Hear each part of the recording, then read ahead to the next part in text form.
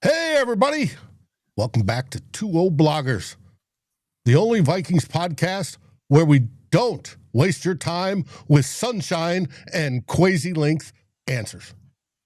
We've got a brand new GM who showed up and said process 8 times, praised the guy he beat out for the job, and basically told the media, that's all you get. Groundbreaking stuff. Meanwhile, 32-year-old Eric Wilson is supposed to do what he did last year's Heroes Act all over again. 2 undrafted rookies are already making people lose their minds in OTAs, and the rest of the NFC North just accidentally made our lives easier. Yeah, this is going to be fun. I'm Dave Stefano, and that's Darren Campbell, and we're about to roll. So strap in for this episode of Two Old Bloggers. Let's rock.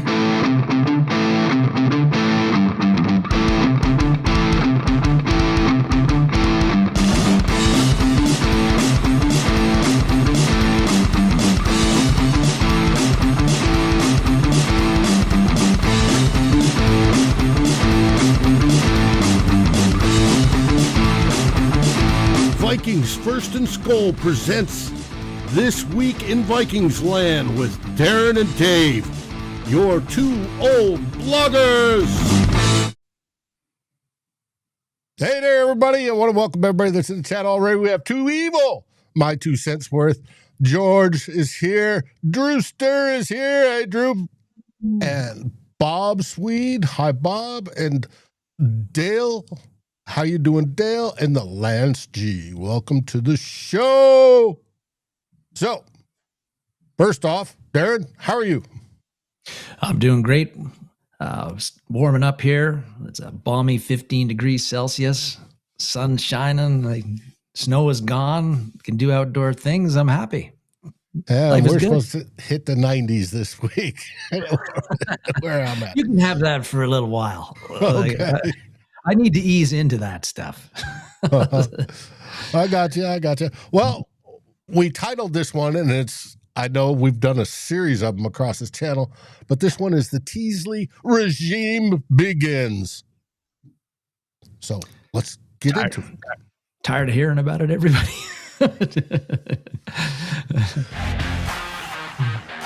And as usual, we start with theme 1. And hit the right button, David. There we go. Boom. Meet our new guy. Indeed, yes. This week, the Nolan Teasley got to speak publicly for the first time since we learned that he was hired as the new general manager to replace Kwesi last week. And so that was also the first opportunity for folks who cover the Vikings on a regular basis in the media to ask him a bunch of questions about, what the hell are you going to do now, Nolan, that you're the general manager of the Vikings and you've got your first general manager job? So, again, like you said, First and SKOL has been covering this all week, and we're going to continue to cover it here on the show. And I just wanted to give my impressions on it and get some of yours and all the good folks who showed up and hear what they have to say as well. But, first impressions for me was Teasley got there, and I guess pretty tight-lipped, Dave. I think that, the answers were short. He didn't use a whole lot of words when he was asked questions and responded to them. He said what he felt he needed to say, and then he got out and stopped talking. And that's quite a bit different than his predecessors, Kwesi and Rick Spielman, who tended to provide very long-winded answers to the questions that they got. And but there's nothing wrong with the way Teasley answered the questions and the fact that he was to the point and quick and brief with that, because sure, Rick and Kwesi talked a lot longer than Nolan Teasley did when they got asked questions most of the time. And Kwesi Dofamence in particular could get very philosophical in his answers. But a lot of times Rick and Kwesi didn't, even though they used a lot of words, there wasn't a whole lot of substance to those words a lot of times. There wasn't a whole lot that, I think that was really useful that came out of the verbiage that was coming out of their pie holes. So, Thanks, Ruby. So, I'm okay with Teasley being the way he is.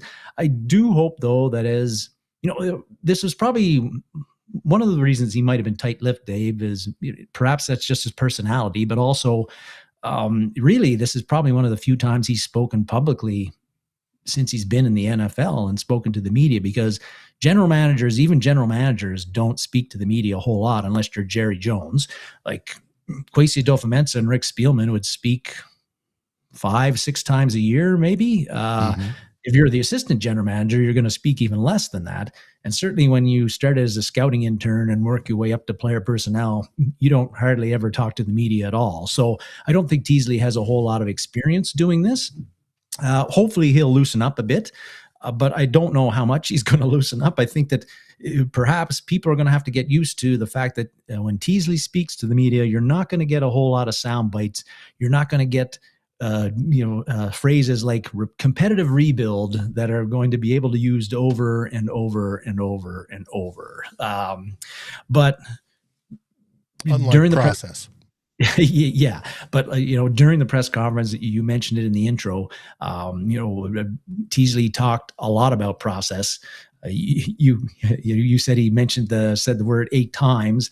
So the word process got used a lot without Teasley actually telling us what the process is going to be or was in Seattle. Not unexpected, but I would have liked to. He sort of did. He talked about the 3 pillars.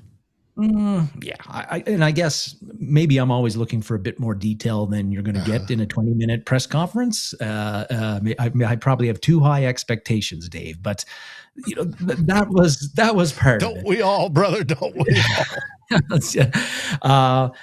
Really, and there was. I thought it was noteworthy that there certainly Teasley and owner Mark Wilf made a point several times of praising Rob Brzezinski.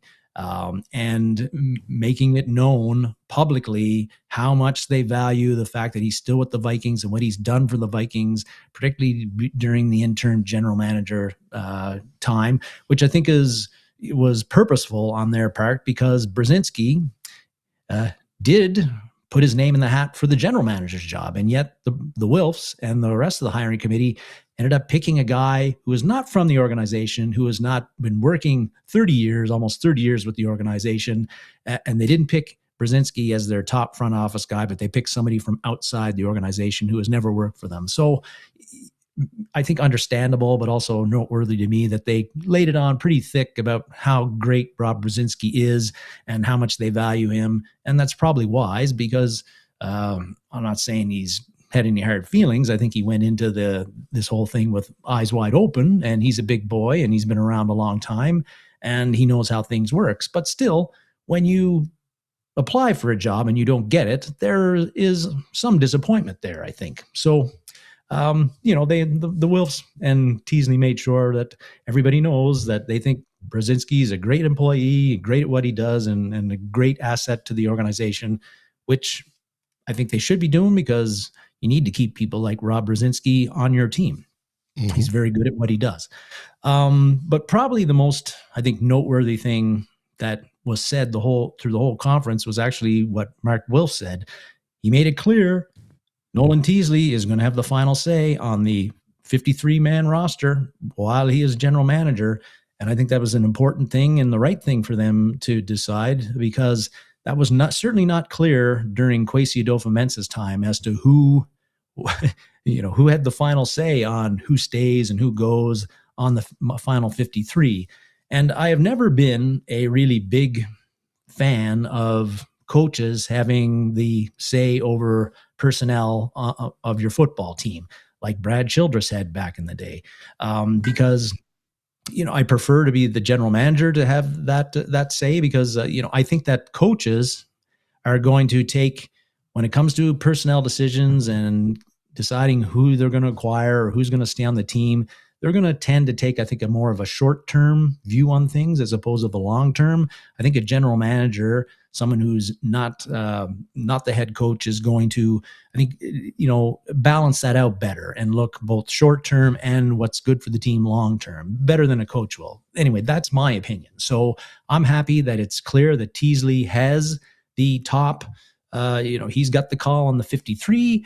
However, he did point out and make it clear that in making those decisions, he's going to lean on Kevin O'Connell. He's going to lean on Brian Flores and consult with them heavily on those decisions. So he's got the final say, but he's not a dictator either. And he's going to incorporate the opinions and of Kevin O'Connell and those coaches.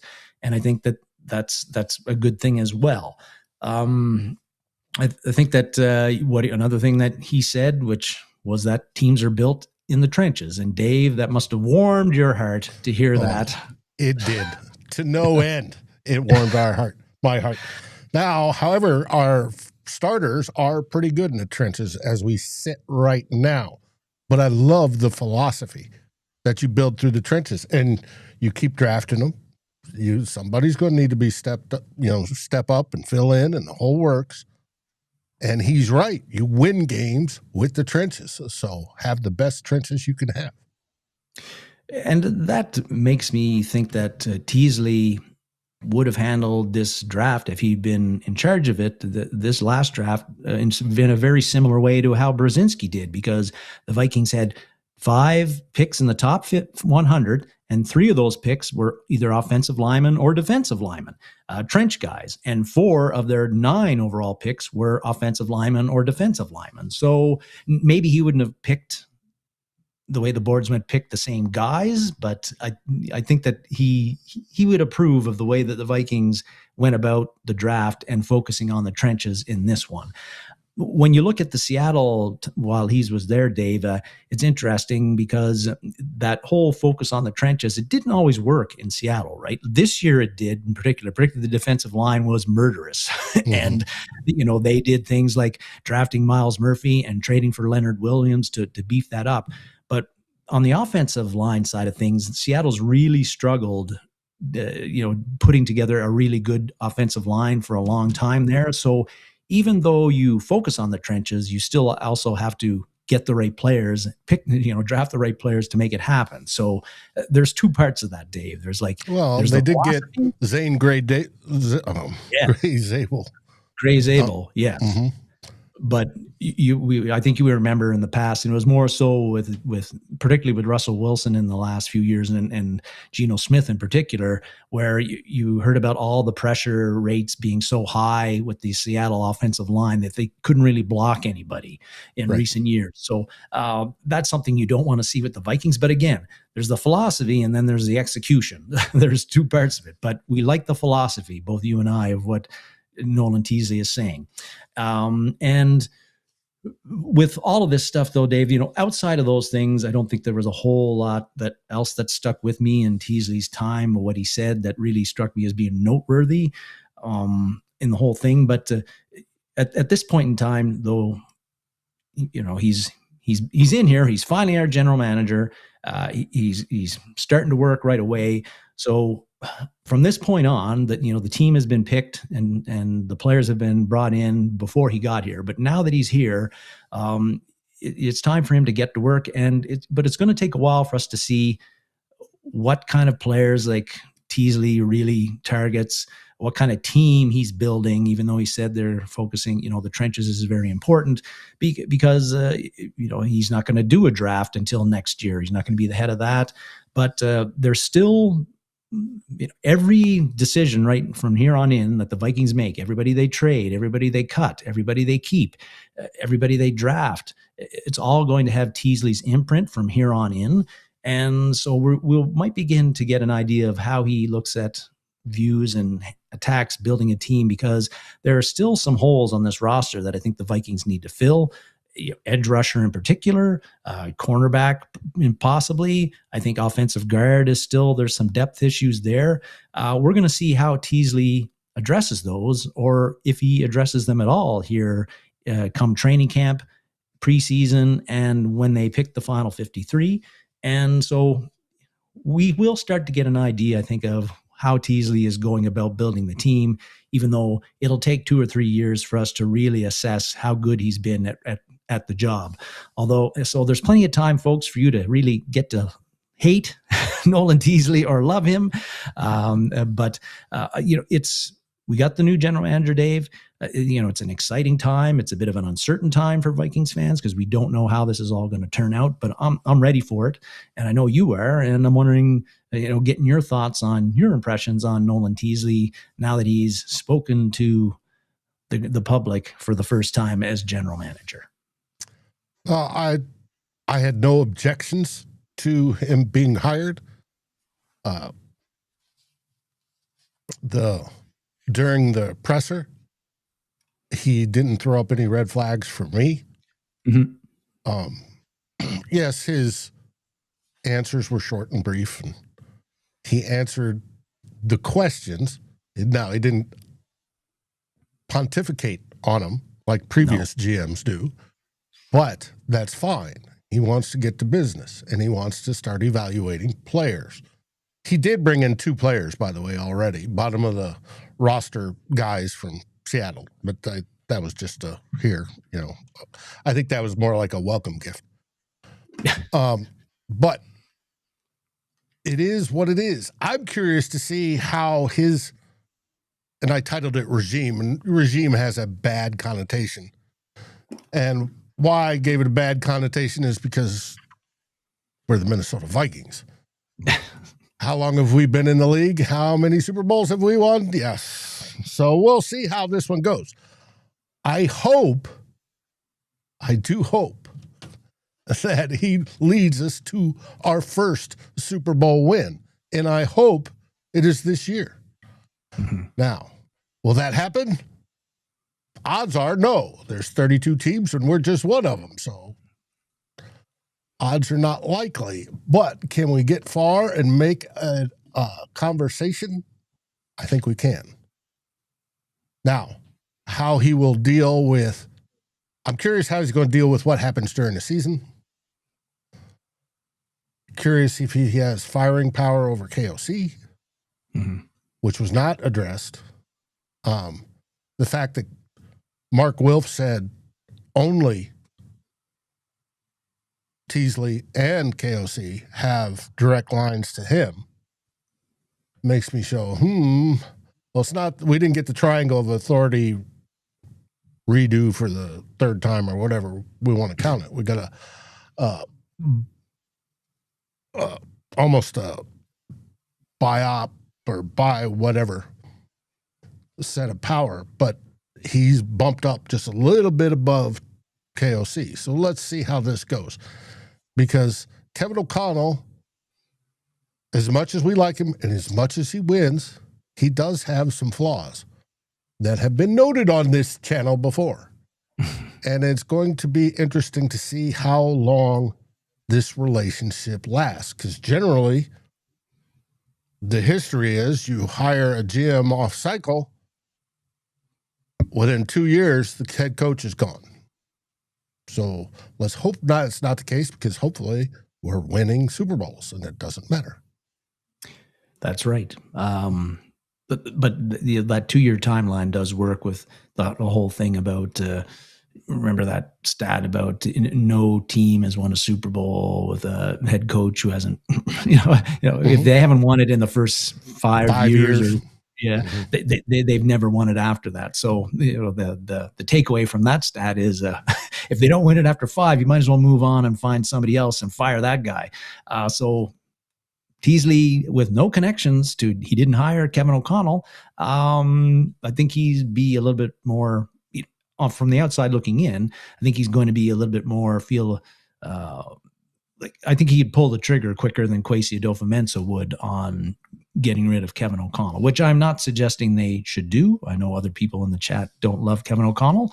I'm a guy, much like with Denny Green back in the day, who everybody said, he won, but he didn't win any playoff games. And he was on the verge of being fired until be careful what you wish for when you get rid of those guys, because after Denny Green left, there were some meager years for the Vikings as a very mediocre franchise, and they didn't get a whole lot of support with Skinflint McComb still owning the team either. But it was the Mike Tice did not build on what Denny Green had done. So always, I know change is needed if you're just running in the same place over and over and over, and you're not getting to where you want to go, which is win the Super Bowl. But also, you got to be careful, because the coaches that win, there's not that many of them. Chevy, you posted Bruce Willis fan. Did Bruce pass away? Did I miss it? I didn't see anything today, but we do know that Bruce is not in good health. Yeah, that I do know. But that's why I wondered. Drew says KOC can't touch Denny Green. Come on, man. Well, Drew, I agree with you. But there was the first few years where Denny was winning, but he wasn't getting into the playoffs or winning in the playoffs, and people were getting a little perturbed with him. And then he busted that ceiling, and we did. So maybe that'll happen with Kevin O'Connell. Yeah. Well, what was it? Denny Green, 8 of his first 9 seasons, the Vikings made the playoffs, right? But after a while, people got tired of just making the playoffs and losing in your first round. They wanted to go further, and it took them to have like a real wacky, miraculous come from behind victory in the Meadowlands. What was it, in 1996 or something? Okay. Like, for him to get his first playoff win. I think that was 97 actually. But even then, like, his playoff record was not that great even after that. So, but hey, I like me some Denny Green, but a lot of people still don't, and still say, what did he ever do? He was a failure in the playoffs, never got him to the Super Bowl, et cetera, et cetera. So everybody's got an opinion, and they got theirs on Kevin O'Connell as well. Mm-hmm. And we all had it on Mike Zimmer as well. So it all falls under the same bucket. All right. Speaking of buckets, we go from theme 1 to theme 2.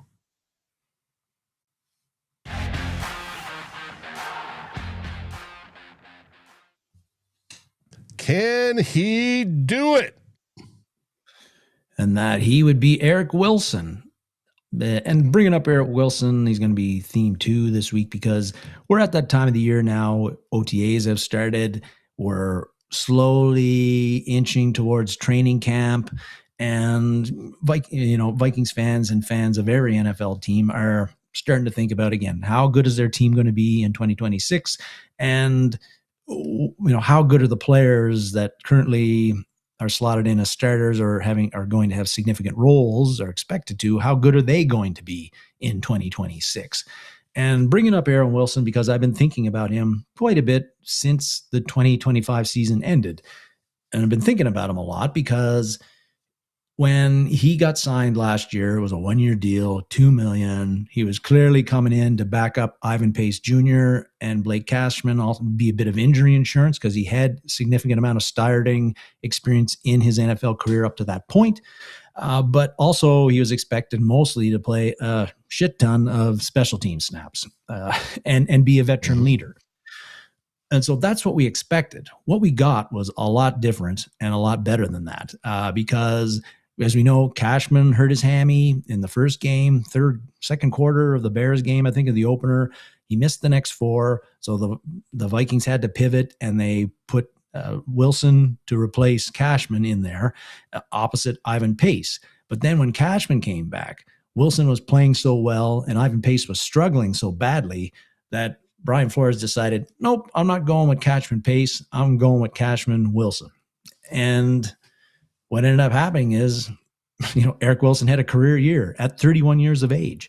Mm-hmm. He set career highs in sacks, forced fumbles, tackles for a loss, quarterback hits.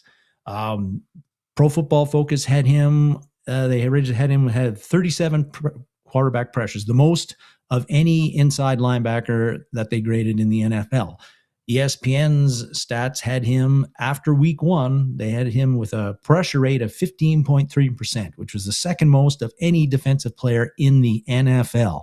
So that's Myles Garrett and a whole bunch of other people, right? Like that's in that thing. Eric Wilson had the second most, pressure rate of any defensive player in the NFL.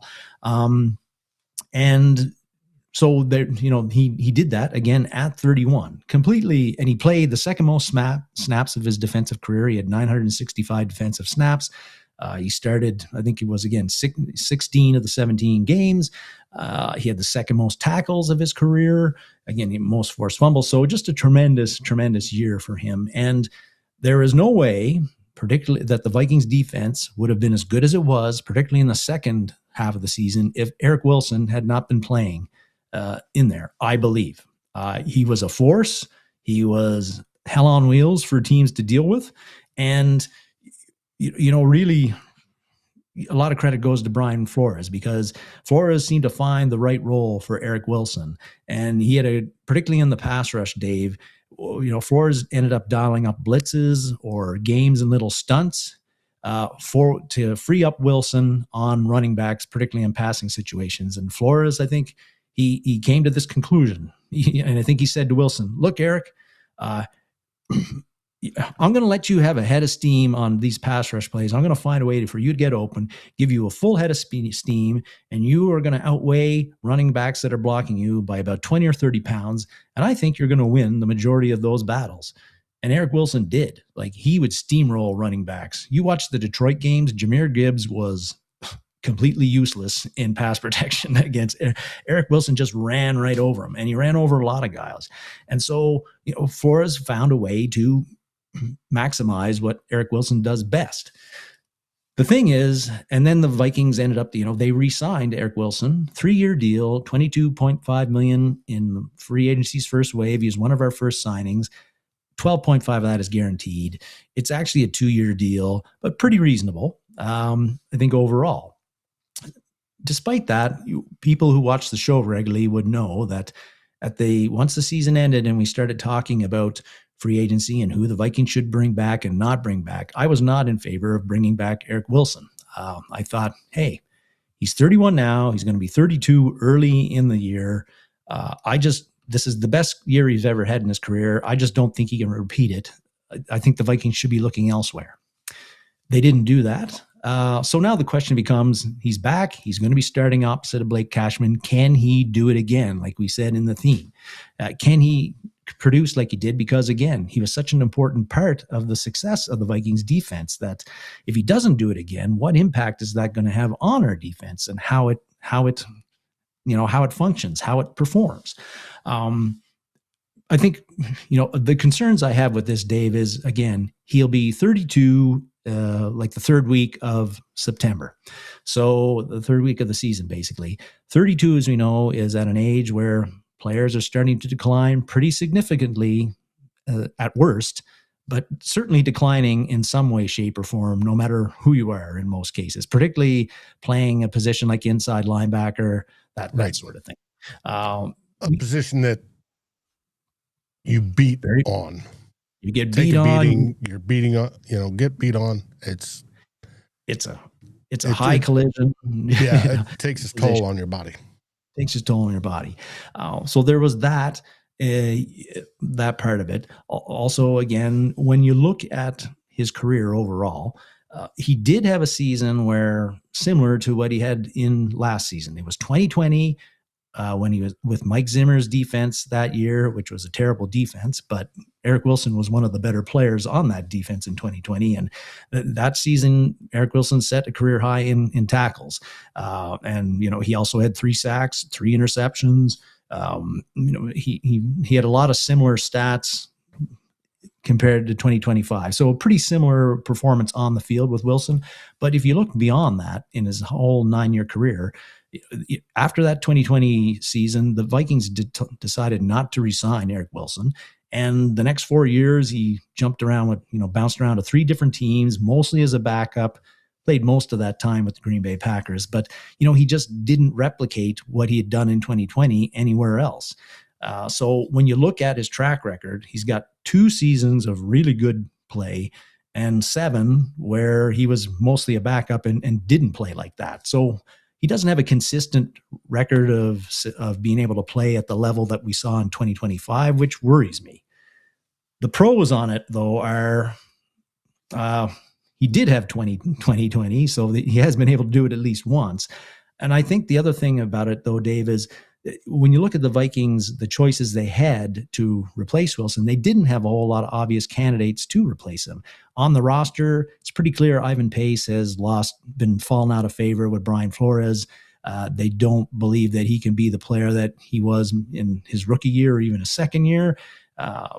There's nobody behind Pace that really looks like a guy who can step in and start right now. I know they drafted Jake Golday, but I don't know if he's ready to be a starter in his rookie year. We'll see. And then everybody beyond him you probably don't even know the names. I barely do. So there's that. And then in free agency, like a lot of the guys that were younger that would have been better, I think, replacements or been able to produce like Eric Wilson did last year, Devin Lloyd, you're talking to Devin Lloyd, Devin Bush, like Nakobe Dean, Quay Walker from the Packers. Those guys ended up signing, pretty expensive deals in free agency that the Vikings with their salary cap just couldn't go there. So they ended up, I think they got priced out of guys that maybe they would have liked to have signed, like Walker and Dean and Devin Lloyd, because of their salary cap situation. So I think they decided, Wilson, we can get him at a pretty reasonable cost, considering how he played last year. Let's do it. We know what he's like. The other thing that makes me feel that Wilson may be able to replicate what he did last year in some way or shape or form is the Brian Flores factor. Because Brian Flores, like I said earlier, he finds a way to maximize the strengths of every player that plays for him.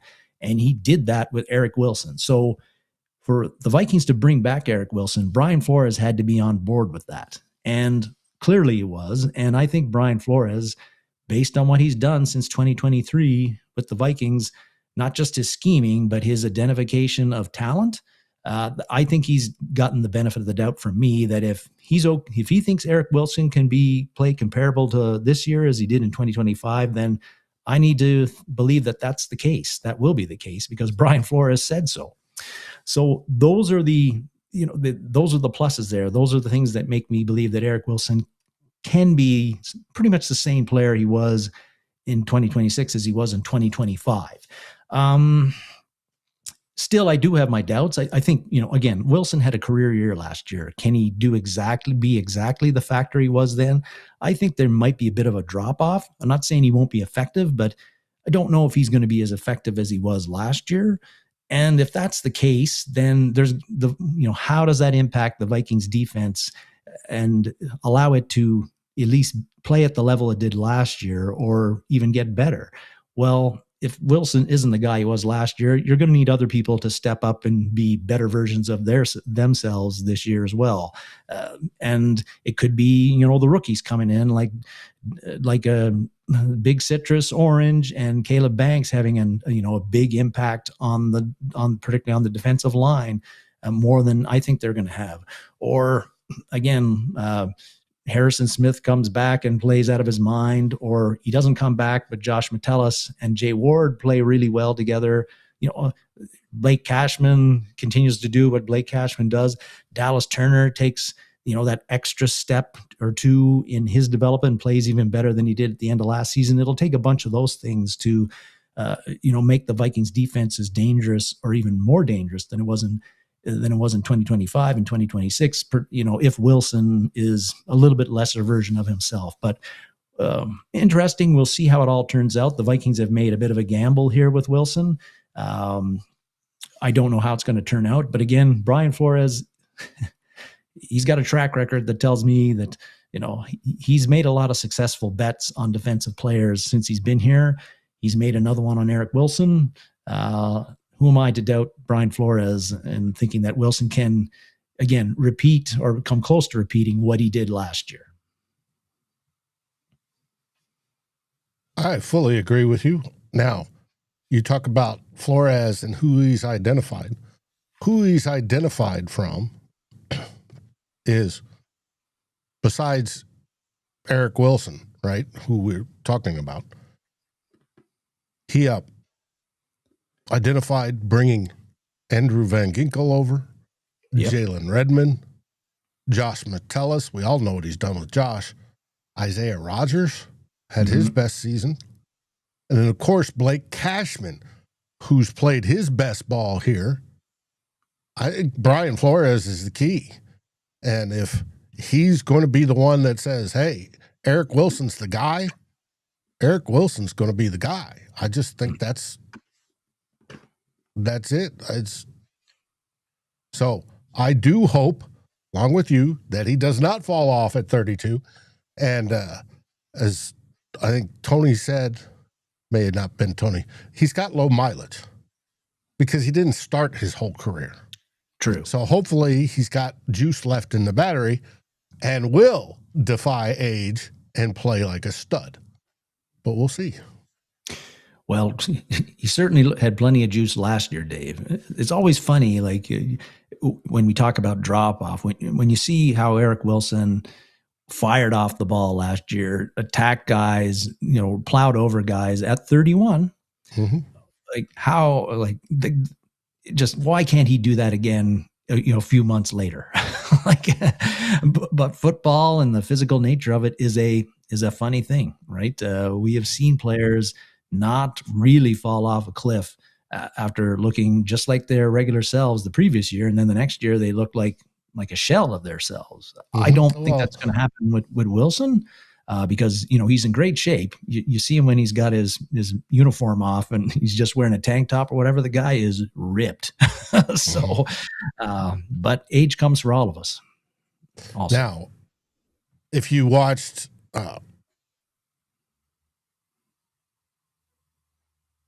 this guy last year, Stefon Diggs, at the first 2/3 of the season, he was great. And then it was almost like he hit a cliff and fell over it. And hopefully that doesn't happen with Wilson. You're right. And Stefon Diggs still looking for an employer, right? Yes, he is. Does not have a team yet. I think that will change come training camp, and somebody is going to, especially contenders, going to say, we need that vet in there who's been there before and be a leader and mentor to the players, but also be big on third downs and big play moments. I don't think Stefon Diggs is going to be unemployed come late August. No, we'll find out. So we will see. All right, that ends theme 2. What comes after theme 2? Theme 3, David, always.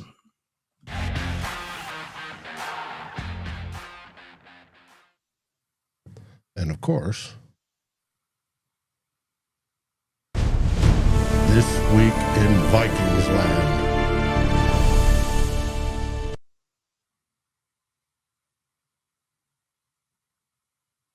Did that work for you? OTAs. It does. Yeah. We got 3 topics to get to, and the first one is OTAs. Second set happened this week. One of those 3 OTAs the media got to witness again and provide some coverage on, and of course we're all desperate for news on the Vikings, so we're all lapping up what's being pumped out there about the OTAs and what the various writers and reporters saw during the OTAs. And so a couple of names, besides the JJ McCarthy and Kyler Murray dispute, which we will not be covering today. Not today, no. But what I read was that they both had equal amount of reps at OTAs, that OTA that the media did see. So quarterback competition still on, guys. But anyhow, the OTAs, a couple of names have popped up this week and last week too. And the first one is Dillon Bell, guy who was a wide receiver at Georgia. Now, he was one of the Vikings undrafted rookie free agent signees, and at the time when we went over that group. I did not highlight or single out Dillon Bell amongst those. Tristan Lee, the offensive tackle from Clemson, I did, but I didn't Bell. Others did, noting that he was a guy that showed promise, but I didn't. But both last week and this week, reporters have pointed out that Bell has really looked very explosive, very fast, very noticeable on the field. And so he could be a guy to watch.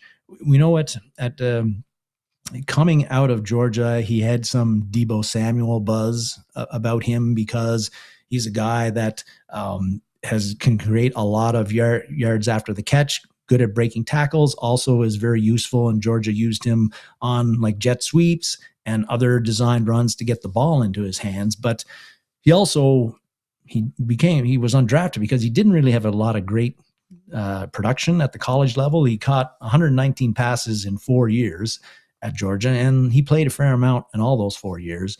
Also had 51 carries. So also known as a bit of a body catcher, doesn't catch with his hands. So his hands are a bit of an issue, which is a problem if you're a wide receiver. So, but the thing about Bell is he's got an intriguing skill set because he's sort of is he a wide receiver or is he kind of a hybrid wide receiver running back, like a Deebo Samuel? So, and he also can return kicks. He did that at Georgia, and these days, teams employ 2 kick returners, not just one. So just because Myles Price is returning kicks doesn't mean we can't use another guy. Damon Claiborne will probably be one of those guys that'll be in the mix, but Dillon Bell might be too. But Bell is a guy to watch out for because certainly after Jefferson, Addison, Jennings, and Ty Felton, the Vikings are going to keep 5 receivers. They might keep 6, but who that 5th receiver or 6th receiver is going to be, it's wide open right now. And Dillon Bell, with the skill set he has, he has a shot. So he's somebody to really watch out for because he has caught the media's eye in the first 2 OTAs that they've been able to watch. And we'll have to see in training camp whether he can build on that when things get a little bit more physical, a little bit more like real time playing. Not just in the pajamas. Yeah. Yeah, exactly. So he's the one guy. The other guy that was other thing that got mentioned and I thought was notable was Tyrion Ingram-Dawkins, the defensive lineman, 2nd-year defensive lineman, also played at Georgia, but he got some reps. Don't know how many, but it seemed like it was a significant amount that people noticed at edge, outside linebacker, edge rusher, which is interesting because Ingram-Dawkins is defensive lineman. That's all he played as a rookie last year. He's listed at 290 pounds. What I read was that he looks a little lighter this year. So maybe he's 280, 275. I'm not sure, but still, that still would be a lot heavier than edge rushers usually are, I think. I think Doogie interviewed him, but local press did. Right. Between the building and the field. And he says he's the exact same weight he was last year. It's just that he's reshaped his body to do what Flores wants him to. And he goes, I'm taking better care of it, the whole works, but he goes, I'm still 290 or whatever it was. I just don't look it. Right. Well, that's sort of scary. It is. That's the whole thing about like good weight and bad weight, right, Dave? Right. He's got good weight now. Instead, he doesn't have some excess stuff that comes from eating too much ice cream or or too many pizzas. Yeah, exactly. Yeah. So, but intriguing because Ingram-Dawkins, he coming out of college, he was a guy who hadn't been used a lot at Georgia, a lot of talent, a guy who could maybe play a variety of roles. And look, Brian Flores seems to be looking at Ingram-Dawkins as a potential edge rusher. And we know, and there's comments made about this, but we know that, outside after Dallas Turner and Andrew Van Ginkel, the edge rushing depth is pretty sparse. Like, do you believe Bo Richter could give you quality reps if he had to go in there and Turner or Van Ginkel need a blow or one of them gets injured, or Chaz Chambliss or Tyler Batty? I don't. So, I think that's the Vikings are probably going to do something there. There's veteran guys that they could add, like Kyle Van Noy, like Leonard Floyd, AJ Espinoza. Those types of guys are still out there, but before that happens, Brian Flores seems to be taking a look at Ingram-Dawkins and thinks that he's got a potential to perhaps plug a hole that the Vikings have at edge rusher. And the thing about Flores is that he sees things differently than just about any coach sees, right? And since he's been here in 2023, every year he's taken a guy or guys that we did not think would have any role on the defense or very little and made them into impact players. Josh Metellus in 2023 is the big example there. In 2024 was Jihad Ward and Jalen Redmond to an extent. And last year it was Eric Wilson. So Ingram-Dawkins could be the 2026 version, the next guy, the guy that we don't expect to have an impact on the Vikings defense, very much of one, to actually be have a significant impact and play a significant role on that defense. So Ingram-Dawkins, a guy to watch in minicamp and in training camp and preseason as well, I think, this year. Mm-hmm. I agree with you wholeheartedly. It's going to be interesting to see because generally when Coach Flores puts his magic wand on a player and says, you're going to do this, bling, they tend to do that. And so, and I think it was KOC said, yeah, we've got him playing anywhere from 3 on out to edge. And so that means he's obviously got more options to play him. He will get more time, and I think that's good for the team. It is, because again, they do need somebody to take up some snaps there. And when you got Redmond and the 2 rookies in there, and you got Levi Drake Rodriguez along the defensive line, plus Ingram-Dawkins, there's going to be some issues there with how much snaps you're able to devote to guys. So if Ingram-Dawkins can show that he's capable and effective at edge rusher, that's another way to get him snaps that he might not get along the defensive line, particularly if Redmond keeps on playing like he has been playing and you just can't take him out of the lineup, and Levi Drake Rodriguez takes another step up in his play and he's earned more playing time. It's just a way to make good use of your resources that you have. And maybe it means they don't need to sign a veteran but I think they still will look at that quite seriously. I'm glad you appreciated that too, Evil. It is what it is. Hopefully he does. Hopefully it works. And it gives, because defensive line, including edges, is a rotational position because you want to give guys rest. He's now more available to do just that. So that's great. Gary asked, Darren, all the sports you do, why not curling? I didn't grow up playing it, is one reason. And as a kid, thought it was boring, as it was like watching paint dry.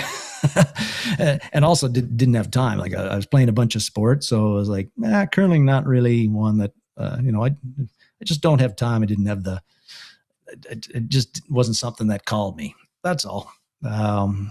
Maybe when I'm 70, I'll think it's a great thing to take up because it doesn't require a whole lot of movement. But well, I think curling is the northern version of bowling. We all had our bowling leagues. We drink beer and have a good time, and I think curling's the same thing. Only you're pushing rocks down the ice. So it's true. Although I get kind of a laugh these days because the men's curlers now are all like obviously hitting the weight room. Right. Like, and when I grew up, curlers had pot bellies and like they were smoking in between, like, tossing ones. And that doesn't happen anymore. All right. Now to the section where we talk about the NFC North. Yeah, last week there was some major moves that were made, a couple of big trades, and then a big reveal on a guy's player status. And the first one, none of these are directly about Vikings players, but I think both of these things potentially impact the Vikings. One for sure does. And the first thing was Micah Parsons. He came out this week and he said it himself, I'm not going to be ready until, mid to late October. That's the earliest that I can get on the field. And which was interesting because we had talked about this 3 or 4 weeks ago. Tyler and you did, and I think we did as well on the show, because Micah Parsons had come out with various social media posts in April that were a lot more hopeful about how quickly he'd return to the lineup than what we found out this week. And there was some speculation that he might be ready to go the season opener, which is against the Vikings. Well, that's not happening now, clearly. And so the Vikings will not face Micah Parsons in the season opener at the US Bank Stadium, which is a huge advantage for the Vikings because we all saw the impact Micah Parsons had on that team from Wisconsin's defense last year when he was playing.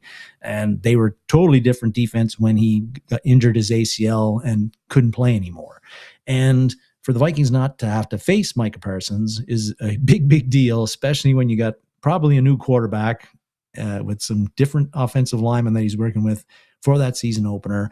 And also looking at Green Bay, not only they won't have Parsons in that season opener, but also they lost quite a few of their starters from last year to free agency, like Rashawn Gary got traded away. Quay Walker, who we mentioned earlier, signed somewhere else with free agency. There was the defensive lineman, Woolen, he's gone as well. Not all of those guys are super duper stars, but they're not.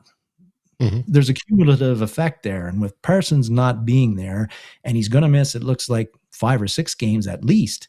I don't know how good the Green Bay defense is going to be, and I don't know how good the offense is going to have to be to make up for that. I think Green Bay is really going to struggle potentially early in the season, and that could put them behind the 8 ball, which is hopefully good news. Greatly. Yes, that's right. 0-6 at least. So that's going to be good news for the Vikings and everybody else in the NFC North, that the Packers, I think, are going to struggle without Micah Parsons being available to them. And 5 or 6, him being back after 5 or 6 games is actually, that's best case scenario. He might miss 3 or 4 extra games beyond that. I think he will be ready to play. It's pretty clear he'll be ready to play the second time the Vikings played the Packers.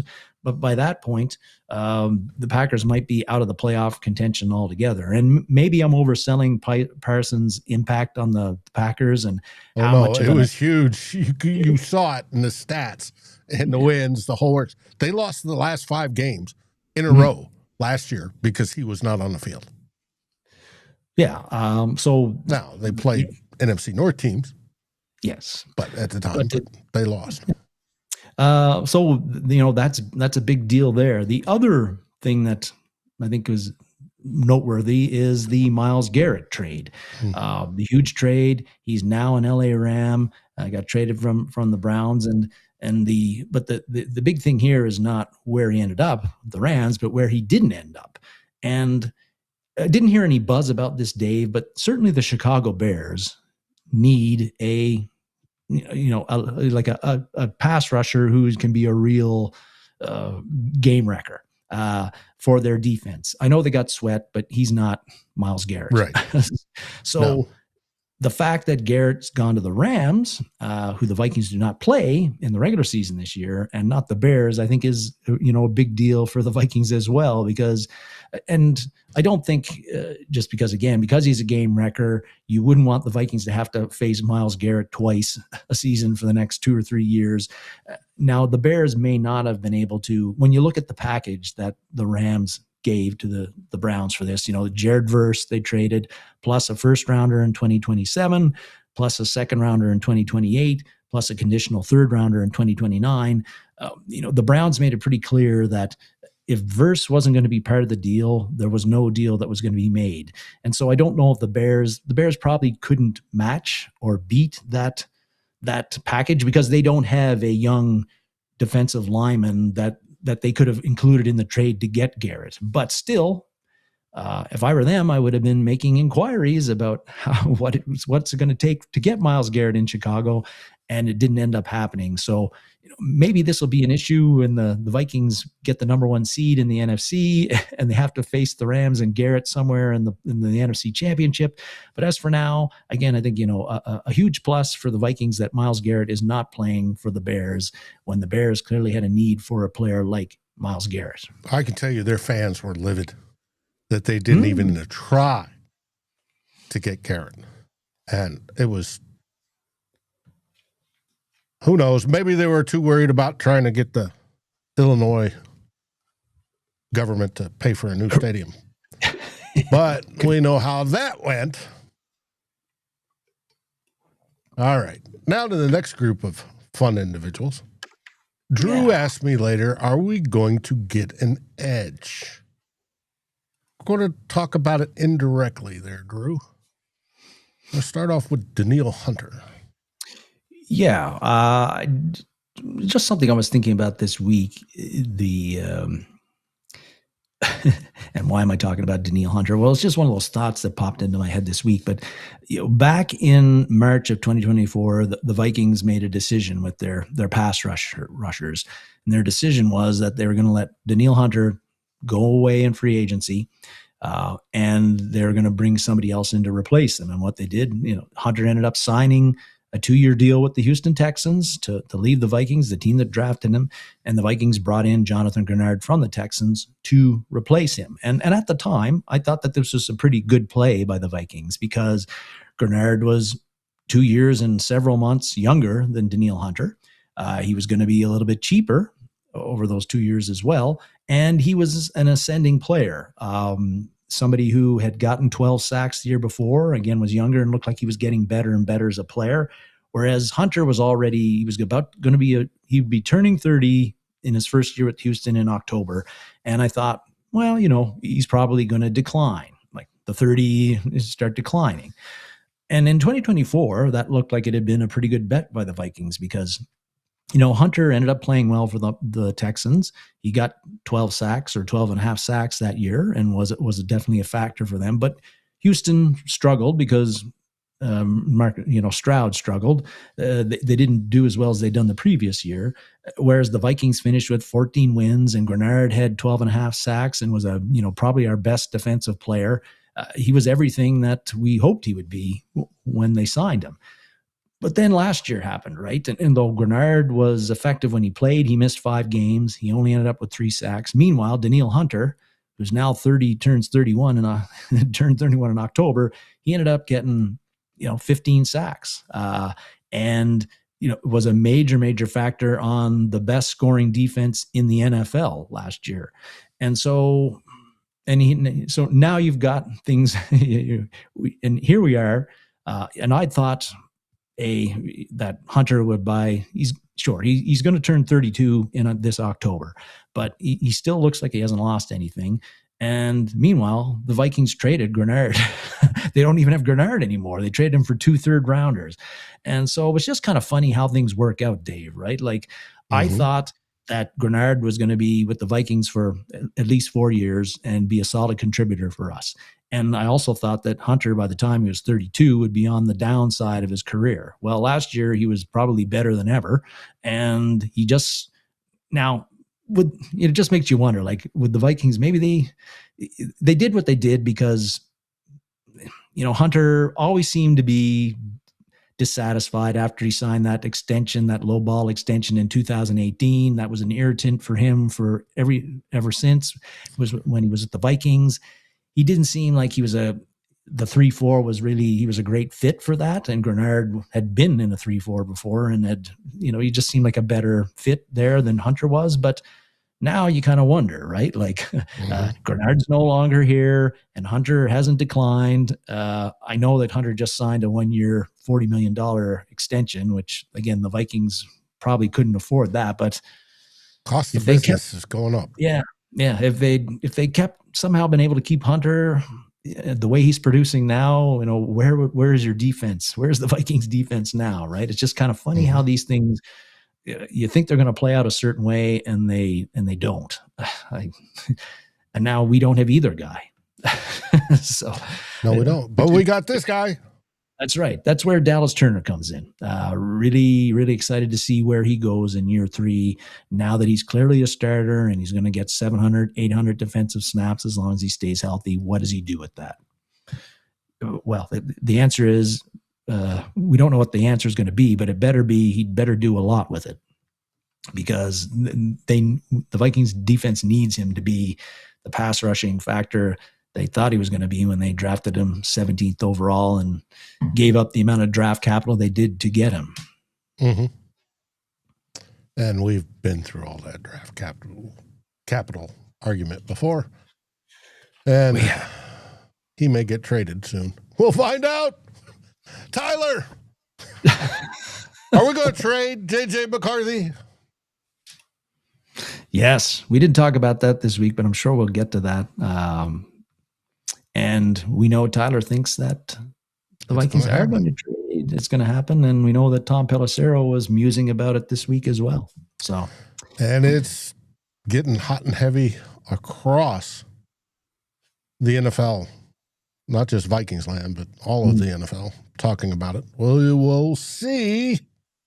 Trey thinks Dallas Turner's going to have a 15-sack season. God, that'd be sweet, Trey. That would be sweet.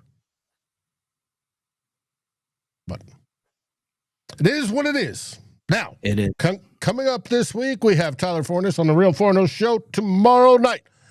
And I haven't talked to him this weekend, so I don't know what we're going to talk about. Could be more JJ. Who knows? We do have mandatory minicamp this week, which means the press will be out there every day. So we'll get more information on that. Should mean everybody is there. Cashman was there. He wasn't participating. O'Neill was there. He was in shorts, but he was lightly participating. And there was a few people that weren't there last week. You had TJ Hawkinson wasn't.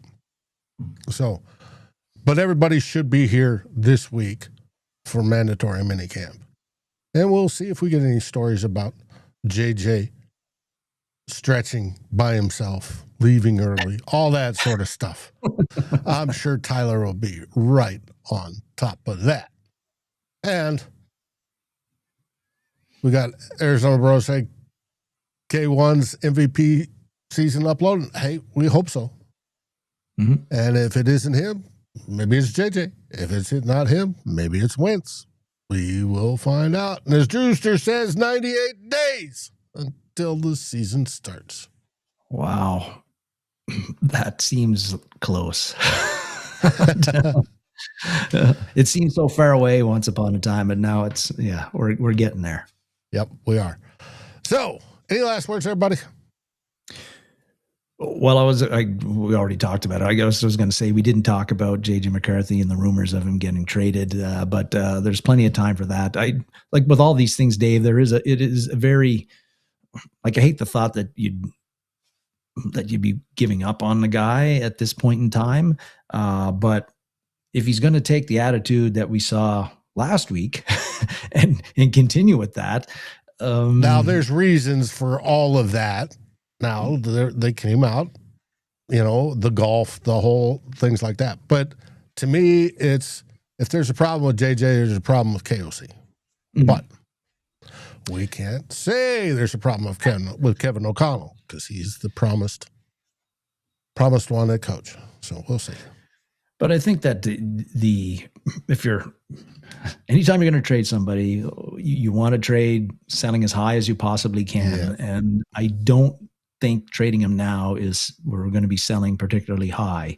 The only way that his value is going to be enhanced, which isn't really a good thing for the Vikings this year, I think, is that, again, Kyler Murray gets hurt. J.J. McCarthy's still with the team and he has to get in there.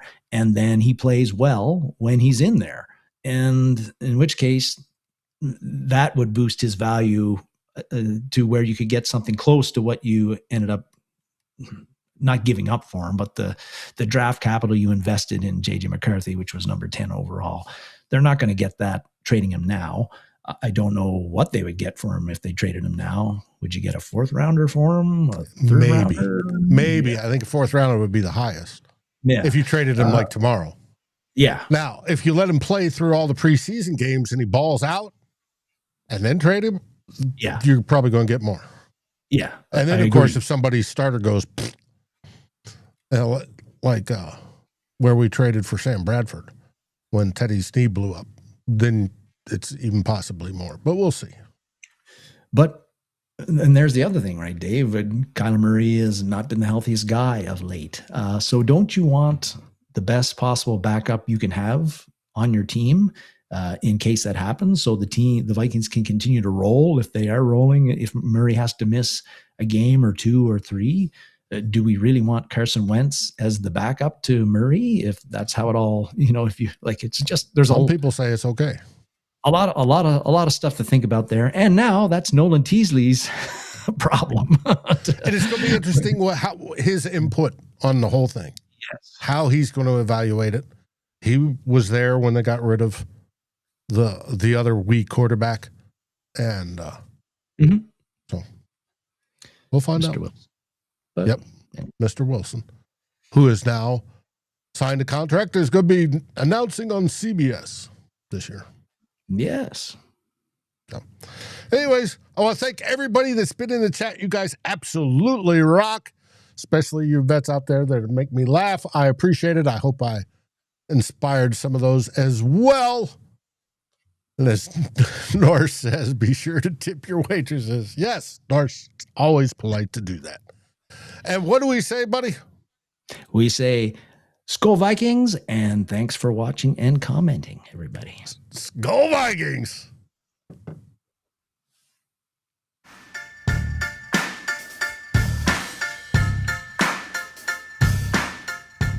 Like, subscribe, and ring the bell, and rate us on your favorite podcast aggregator.